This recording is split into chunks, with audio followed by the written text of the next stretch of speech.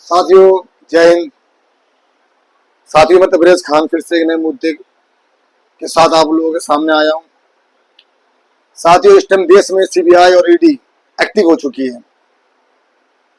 विपक्ष के नेताओं पर दबिश चालू है, छापेमारी चालू है।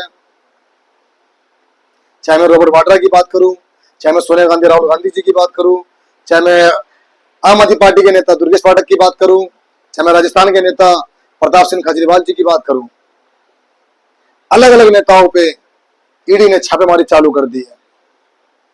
या यूं कहें कि मोदी जी, अमित शाह ने अपने असल पत्ते खोल दिए हैं। क्यों? क्योंकि 2014 के बाद ईडी ने सारे छापेमारी, सारी कार्रवाई विपक्ष के नेताओं पर करी है। एक भी भाजपा का नेता हो या उससे जुड़े कोई भी दल हो, किसी पर एक भी कार्रवाई ईडी ने नहीं करी है। 5,000 से प्लस ईडी ने छापेमारी करी है, लेकिन साबित सिर्फ 3-4 केसों में हुआ है, 3-4 लोगों पर ही हुआ है। तो क्या ईडी जो ये कार्रवाई करती है, सरकारें गिराने के लिए करती है, पॉलिटिकल लीडर को भाजपा में शामिल कराने के लिए करती है, भाजपा को चुनाव जिताने के लिए करती है, या डराने के लिए, धमकाने के लिए, या जो आवाज बुलंद करते हैं अन्याय के खिलाफ, उसकी आवाज को बंद करने के लिए करती है? यह फैसला देश की जनता के ऊपर है।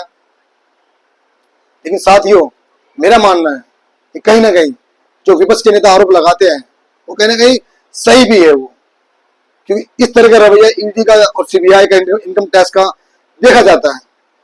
जो वो आरोप लगाते हैं, निष्पक्ष तरीके से इन्होंने आज तक कोई भी जांच नहीं करी, इन लोगों ने कोई भी छापेमारी नहीं करी। इन लोगों ने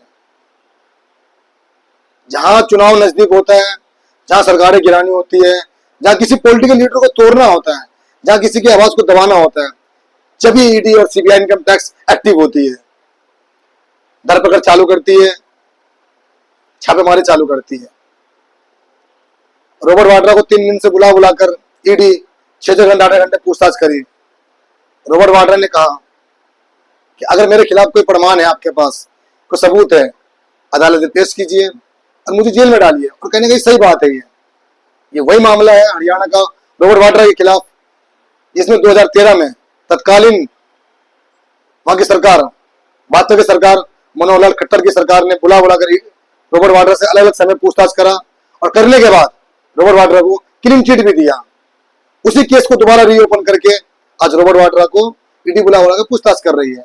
सोनिया गांधी के खिलाफ चार्जशीट पेश कर चुकी है, दुर्गेश पाठक के घर पर छापेमारी कर रही है, प्रताप सिंह केजरीवाल जी के यहाँ छापेमारी चालू कर रखी है ईडी ने। तो यही काम है ईडी का। कहीं ना कहीं साथियों, मेरे प्यारे दोस्तों, शक के दायरे में ये चीजें हमेशा आती है, इनकी प्रक्रिया हमेशा आती है। क्यों? क्योंकि इनका रवैया इस तरह का होता है। हमें और आप क्यों इन पे आज विश्वास नहीं रहा? यही वजह है कि इनकी सारी कार्रवाई, इनकी सारी छापेमारी सिर्फ विपक्ष के नेताओं पर होती है। क्या भाजपा में सारे दूध की धुले हैं? अलग अलग समय पे विपक्ष के नेताओं ने, या लोगों ने, या सोशल मीडिया ने, या पत्रकारों ने सबूत दिखाया है देश को कि भाजपा के कई नेता अलग अलग करप्शन में पाए गए हैं, लेकिन आज तक उनके ऊपर कोई छापेमारी नहीं हुई है। बल्कि उनको प्रमोशन मिलता है, कोई विधायक बनता है, कोई एमपी बनता है, कोई मंत्री बनता है, तो कोई मुख्यमंत्री बनता है। अगर मैं भाजपा के नेताओं की गिनती कराना शुरू कर दूं तो एक लंबी फहरिस्त है, कई नाम है उसमें। अगर मैं नाम लूं मोटे मोटे तौर पे तो हेमंत बिश्व शर्मा है, शुभेंदु अधिकारी, मुकुल रॉय, या मैं महाराष्ट्र के एक नेता कांग्रेस के, जिन्होंने अभी अभी भाजपा ज्वाइन किया और भाजपा ने उसको राज्यसभा सांसद बनाया, अशोक चौहान जी की बात करूं मैं, मोदी जी, देवेंद्र फडणवीस जी इलेक्शन के समय में उनके खिलाफ बड़ी बड़ी रैलियों में बड़ी बड़ी बातें करते थे। लेकिन आज हुआ क्या? उन्होंने भाजपा ज्वाइन किया और वो आज राज्यसभा की सीट पे बैठे हुए हैं। तो ये दोहरा रवैया है मोदी जी का, अमित शाह जी का, भाजपा का, ईडी का, इनकम टैक्स का, चाहे सीबीआई का।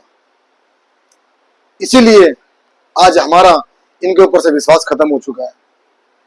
इनका दोहरा रवैया हमें और आपको हमेशा शक के दायरे में लाता है। तो साथियों, जितनी बातें मैंने आपसे करी, अगर मैंने सही प्रमाण रखा है आप लोगों के सामने, तो मैं आप लोगों से हाथ जोड़कर विनती करता हूं साथियों, इन बातों को समझिए, इनकी गंदी राजनीति को समझिए कि किस तरह की राजनीति आज मोदी जी और अमित शाह जी कर रहे हैं। इससे देश का नुकसान है, कुछ भला नहीं होने वाला। आने वाले समय में आपको भी इसका राजनीतिक नुकसान होगा, मोदी जी, अमित शाह जी। बाकी फैसला मैं देश की जनता के ऊपर छोड़ता हूं। इन्हीं शब्दों के साथ मैं अपनी बातों को विराम देता हूं। बहुत बहुत शुक्रिया, बहुत बहुत धन्यवाद।